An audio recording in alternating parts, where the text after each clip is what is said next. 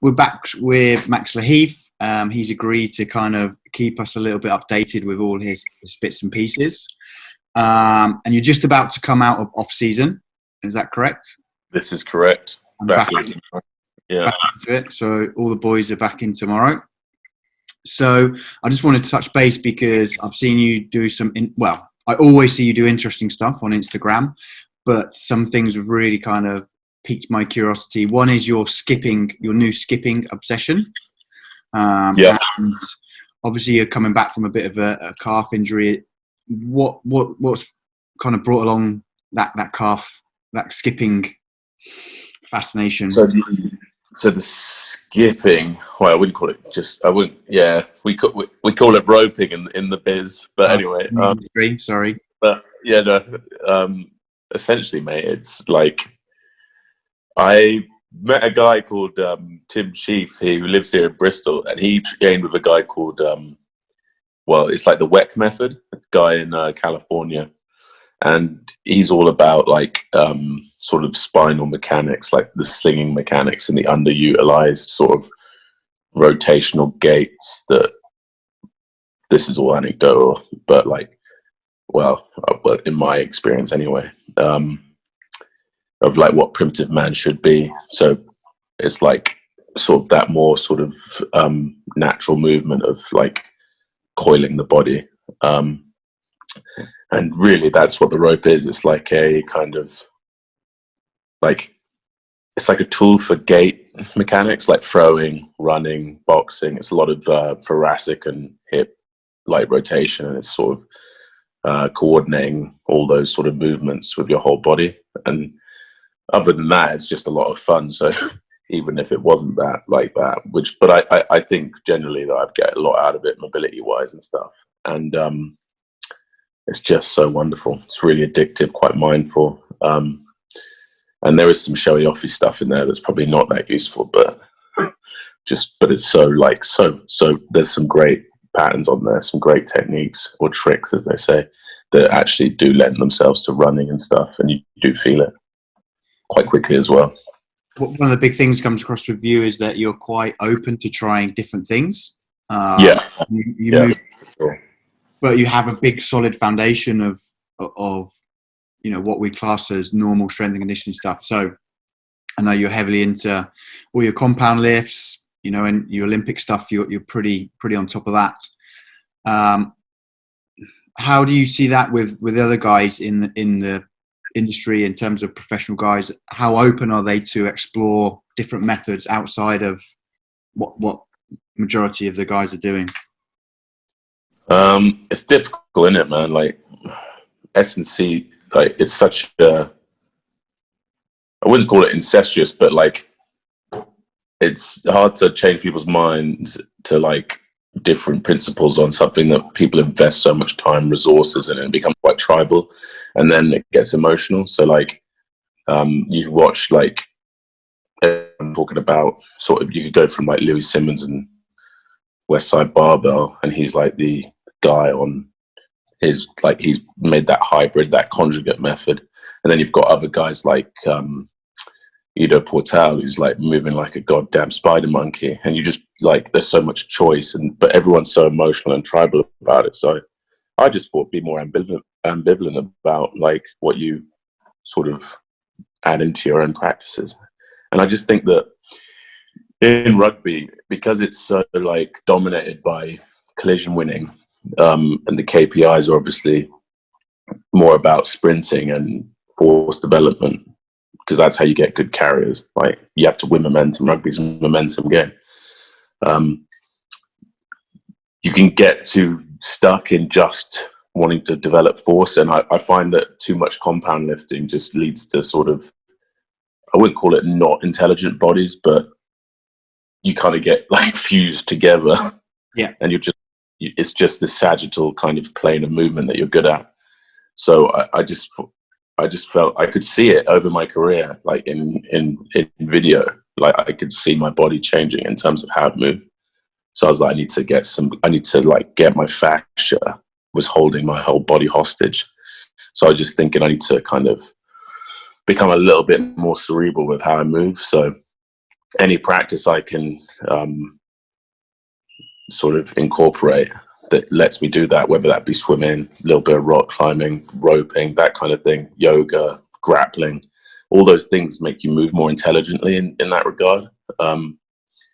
So I try and get that in. But I think going back to your original question, yeah, it's weird. Like people don't, people want to conform for the most part. Do you know what I mean? It's hard to it's hard to break out. So yeah, I'm slowly getting people interested in it, but yeah, it's like, that's weird. It's different. Probably bollocks. I'm not going to do that. Because you brought up, you get fed all the compound movements in popular culture as it is. So that's what you think already. And then when you get thrown into a professional sporting environment, that's what you're brought up on. Like your big compounds, a little bit Olympic lifting if you're good enough. And that's it, man. So I understand why the culture is so stubborn about bringing new things in. It just takes a while for people to add new stuff into what the status quo for being good athletes are. But yeah, it's a weird world. Absolutely. Yeah, I think there's some stuff around with Stephen Cutler who talks about how the performance world is looking more into the spiritual world for performance enhancing, and likewise the spiritual world is now looking into the performance world for those types of improvements. And it's just, it's good to see that you're willing to, because I know you probably get a bit of stick, I'd imagine, and some of the boys Absolutely. There's Max having a little bit of a roping session in the corner. Yeah, exactly. And I think the biggest thing for you is that mindful practice of just, having some time, because it's a big, massive, intense environment. It doesn't matter what level you're on. One question I really wanted to ask you, and from the last kind of conversation we had, which really people kind of had or got in contact with me, was about your nutrition and obviously your cooking talents. How has kind of being in lockdown affected your nutrition? So it's actually been quite interesting. So basically, since lockdown, I started not eating. So I essentially intermittently fast. So I'm always on a roughly about calorie neutral or calorie deficit. And just when you say that, what are we looking at from a calorie neutral point of view, roughly? I reckon high 2,000, 3,000 calories. Do you know what I mean? Like in terms of, some training days, I reckon I'll go over that a bit. And if I'm playing a lot, then I'll have to up what I'm eating. I'll have to consciously do that. Otherwise I will lose weight. But generally, if it's lockdown and I'm only doing one training session a day, like what I'm doing at the moment in rehab, I don't have to push the boat out on what I'm eating. I can just have one big meal at about 4 or 5 afternoon, and I feel great. And then I'll have a little bit of food in the sort of just before bed, later on at 8. And you just feel a lot. I just find, and in the morning, to be fair though, I'll have something quite fatty and usually caffeinated, like a big coffee with sort of MCT and butter or something. And that just satiates me for so long, and I just have I have a lot better mental clarity and even keeled energy throughout the day. I find if I eat too close around training, I have digestive, I get sleepy, get the insulin spikes. You got this big kind of mountain of food in your stomach around training. It's just niggly. So that's been wonderful. I get why people do it, but I wouldn't be banging the house on it and being this is it. If you were talking about body composition and what's best for you, then eat what's best for you. But body composition wise, it's just because I'm either neutral or I'm in a deficit, really. It's interesting to hear that you can get away with just 1 or 1.5 meals during the course of the day. Yeah. Obviously, most people will look at you and think you've got to be kind of forcing it down you to maintain that body weight. Yeah, I'm just being honest. Yeah, I don't think I burn as many just especially during rehab, like I'll only have 2 or 3 running sessions a week, one weight session a day, if that. Then I've got like the weekend, Wednesday off. So I just don't need as much as I think I do. Don't get me wrong, I still have shakes, and I reckon I'm still in that protein surplus of about, I don't know, 2.2 grams of protein per kilo of body mass, roughly. So I'm still in that kind of, I'm still ticking those boxes. But yeah, it works for me so well. I'm like you. I was skeptical at the beginning when I started doing it. I was like, let's see what happens. Keep looking at the scales, but everything was stayed the same, and my strength was still skyrocketing. I'm pretty light for me at the moment, so it's definitely cut fat off me. So I'm like 114, 115 at the moment. Nice. And I feel really nice. So, and all my strength's going up. So I'm not really going to tinker with it too much. Cool. And then obviously you're kind of into off season. What's the main kind of goals from that point of view physically? Obviously. Because So it's all about just trying to prime my body for force development, getting faster, getting stronger. Because once I'm playing rugby, I'm all about the weekend. So I'm just trying to make sure I'm ready to play, ready to perform. Which it's not. The two aren't really conducive to each other in my experience. I find when I'm playing a lot of rugby, I can't maintain the numbers that I push out. And you're a rugby player first, and weightlifter, I don't know, 4th, 5th, shouldn't get too wrapped up in promoting numbers, even though I recognize what my strengths are on the field are down to shifting people. So I've got to be a good impact athlete. So I do think about that a lot, but off season, obviously give myself some time off, and then get after it. If I can get that balance right of just decent, tasty compound lifting and still remain pretty fresh, then happy days. Because obviously it's a balancing act between enough volume and intensity during the week to maintain or to even develop a certain strength quality, but also so that Max is fresh to go on the Saturday. How are you monitoring that in yourself, and also as an athlete? What numbers are you taking on board, or is it just more down to how you feel in yourself? So I used to be guilty, man, of in a week I'd be chasing some big numbers on some lifts that would take out of you, try and chase some deadlifts or some big squats, and my week to week RPE for games was nuts. It was so varied. Some games I was smoked, other games I felt amazing. So what I recognized was on those weeks where I'm just trying to chase these silly numbers when I'm playing, it would just smoke me for the weekend. And then that next week, because I was so tired on the weekend, I'll have a down week. And then I feel real good. And I was like, oh, well, this makes sense. And then, so that took me a while to figure out. But if I was to say how do I maintain that? Basically, I'm not too alarmed by if my numbers go down. I just think that's a natural thing for me as an athlete. If I want to be performing well, I'm not. As long as it's not a significant drop, then I'm happy with that. But I feel doing more research on it, jumping. So making sure if you can measure your jumps, CMJs, RSIs, how reactive you are, how high you're jumping, because jumping doesn't take that much out of you, as much as that sort of massive deadlift or a massive squat.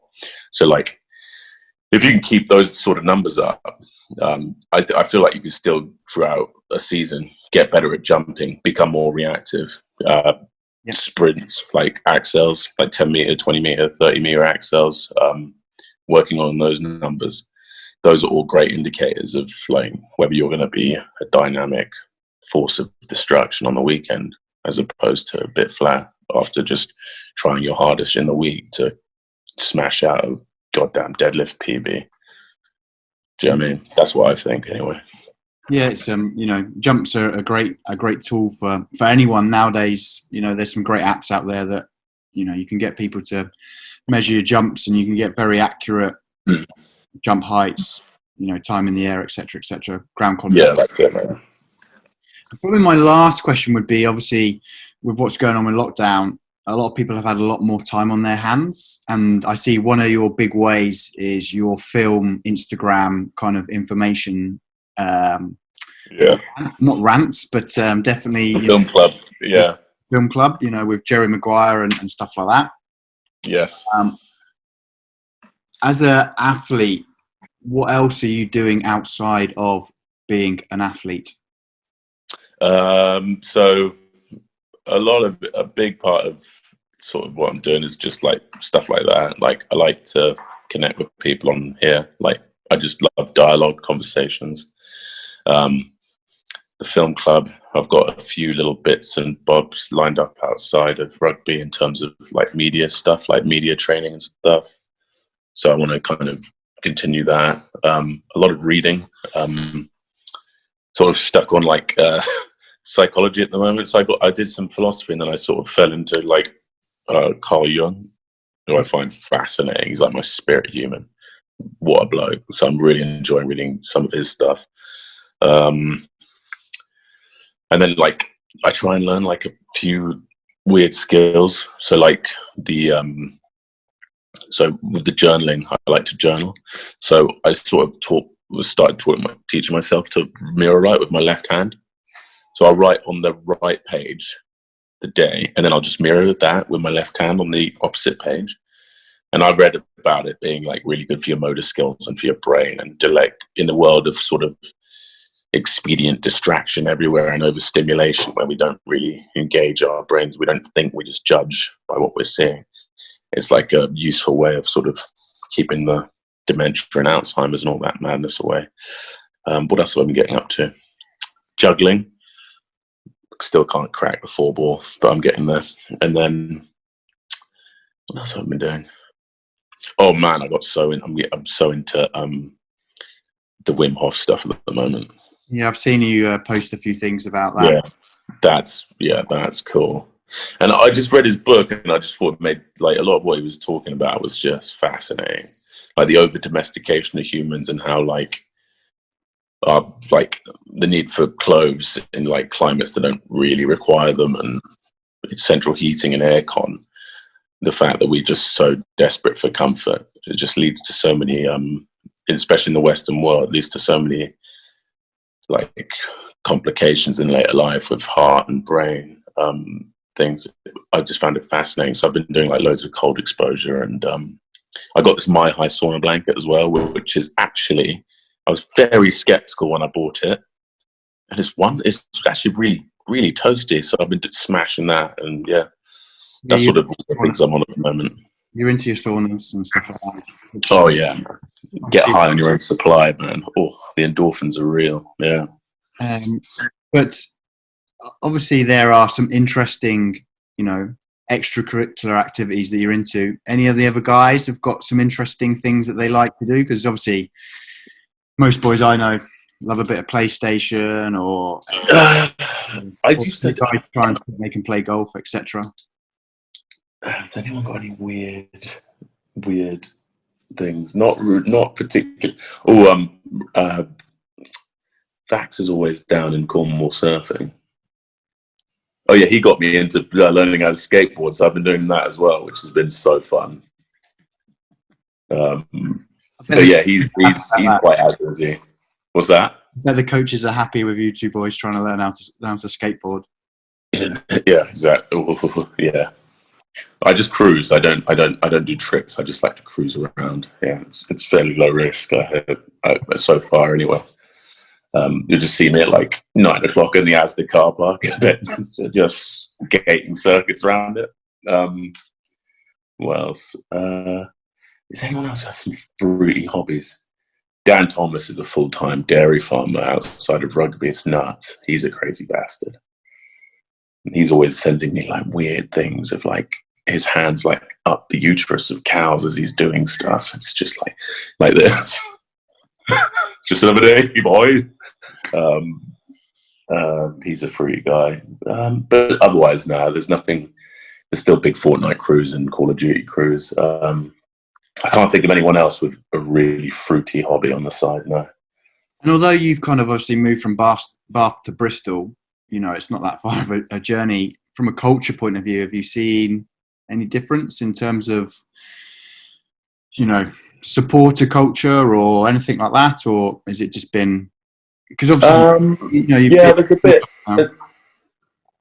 Yeah, I'd say there's a bit different. Like, I feel like Bath, because Bath was such a stalwart in the Premiership for so long, they had a proud fan base.